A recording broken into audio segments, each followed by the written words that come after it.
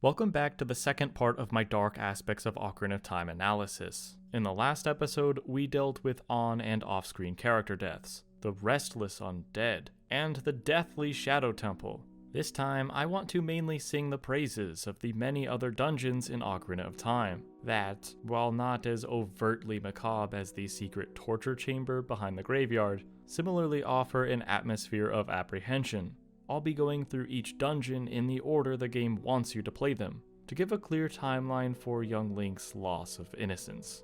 Link's first traumatic experience is exploring the inside of the dying Great Deku Tree, to the tune of mysterious, melancholic background music. The tree's interior is filled with spiderwebs, skull-shaped spiders, and baby parasitic arachnids, birthed by this monstrous spider crab.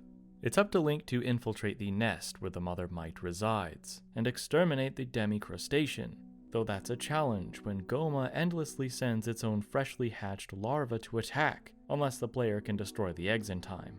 After slashing the queen's eyeball enough times, the creature starts spurting out tears as it slowly disintegrates into nothing. It's just one of many disturbing death animations for these bosses to come. Much like King Dodongo, the infernal dinosaur who tries to take a hot lava bath to relax after eating too many lethal explosives, but is then trapped as the lava hardens after submerging its decaying body.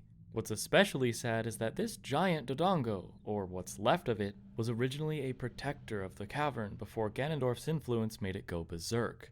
That's the second giant dead Dodongo I've seen today. So moving on to a second living entity is another sickly guardian deity infected with parasites, Lord Jabu-Jabu, Baronade, and its long-reaching electrified tentacles have rooted itself deep inside the great fish's belly. This perilous journey through the innards of a gigantic being is much more unsettling than the comparative jaunt that was the Great Deku Tree, as you're constantly reminded of the fact that Link is inside of a living, breathing thing. Accidentally, or intentionally, you bully, slashing at the lining of his stomach causes the creature to bleed blue and cry out in pain, and simply navigating through his illogical, albeit lifelike intestinal tract filled with pulsating internal organs is disconcerting. Link is able to exit through the Whale Lord's maw at any time, but it certainly doesn't look like he can from within as the teeth are constantly clenched. Apparently, before being unwillingly swallowed by the Zora Guardian, Princess Ruto would always go inside Jabu-Jabu's belly since she was little. I wouldn't want to hang out in the digestive system of anything, no matter how benevolent it is, but what would I know? I think I've lost my appetite, but this has all still been child's play so far, which means it's time to talk about the big boy dungeons destined for a now 17-year-old Link. And to help me with the very first one is someone much more mature than me, my wife. If you thought the inside of the Great Deku Tree had an enigmatic, foreboding atmosphere, then these blood-curdling wolfos with glowing green eyes welcome you to the Forest Temple, a haunted, ruinous dungeon found deep within the sacred forest meadow. Twisted corridors leading to perplexing rooms that look kind of like they were designed by MC Escher successfully hinder progress. But you shouldn't let them hold you up for too long, as giant hand monsters that hang from the ceiling wait to grab Link and pull him into the shadows. To best this baffling place, Link must defeat the four Po sisters, interestingly named after the four March sisters of Little Women, and to reclaim their flames to access an elevator, leading Link to a confrontation with Phantom Ganon. This evil spirit from beyond emerges from and travels between paintings in an atrocious art exhibit, leading to the deadliest game of volleyball this kingdom's ever seen. This fight with an illusory Ganon who peels off his face foreshadows what to expect when facing off for real. But after receiving an indirect compliment from the real King of Thieves, Link must climb to the summit of Death Mountain and enter its crater to reveal the Fire Temple's entrance. It's a sacred place to Gorons that now acts as their prison thanks to Ganondorf, who's preparing to eradicate their entire species to set an example of what will happen to the other races of Hyrule that oppose him. Ganondorf plans to feed Darunia, and the rest of the chief's tribe to Volvagia, an ancient, wicked Goron-eating spirit of the mountain. The Sage of Fire is actually trying to keep Volvagia contained within the temple, because if it escapes, the evil dragon will turn all of Hyrule into a burning wasteland.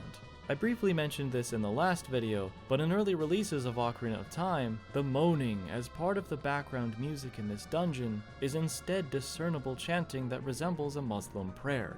It can be inferred that this chanting was meant to be the captured Gorons praying to be freed from Volvagia's wrath, but because this breaks Nintendo's own policy from the 90s concerning references to real-world religion, the original song was replaced.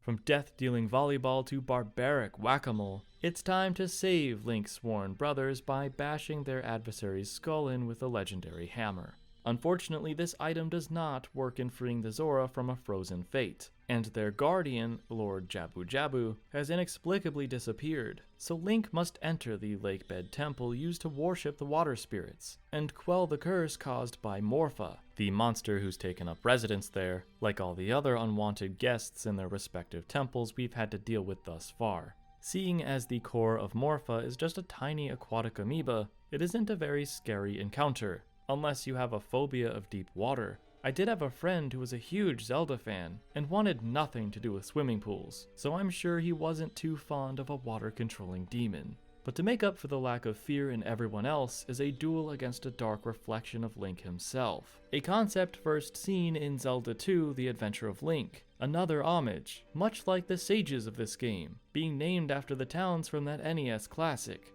Apparently a different entity to Link's shadow, Dark Link seems to be a reflection of the hero born from the illusionary room that houses him.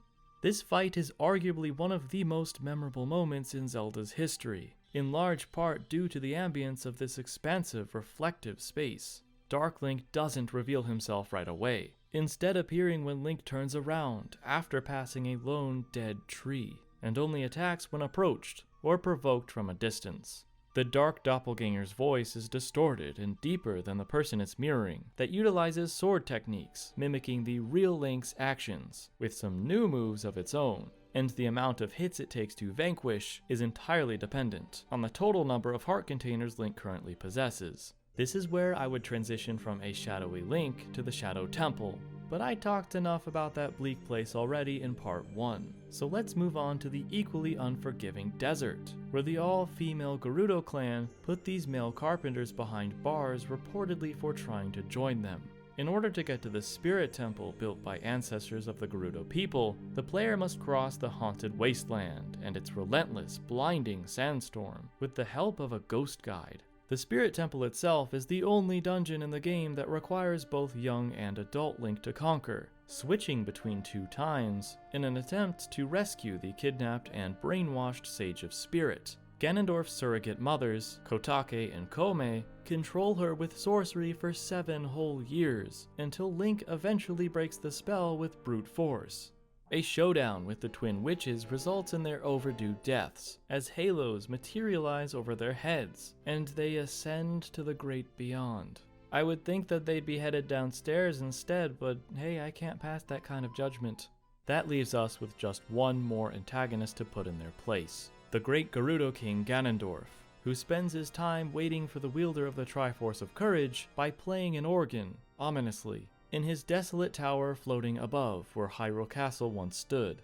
I spoke about the dismal state of Castletown in the last video, but before we cross that rainbow bridge and confront the King of Evil, I wanted to mention one more character of note, the Poe Collector, with a red eye, or light, in place of his missing head, much like the phantom shadow beast Bongo Bongo. This off-putting merchant buys Poe souls from Link, praising Ganondorf for allowing a business like his to prosper. He hopes the world gets even worse than it already is, a notably similar wish made by the Hylian soldier who once stood in the same spot the Poe Collector now resides. Are they the same person then? Perhaps transformed by Ganondorf's magic? No matter how disappointed this ill-wishing individual will be if we don't lose to Ganon, and create the hero is defeated timeline, we must confront the one who betrayed the King of Hyrule to try and put an end to his reign. Again, it's a good thing we practiced volleying earlier because Ganondorf is swiftly defeated.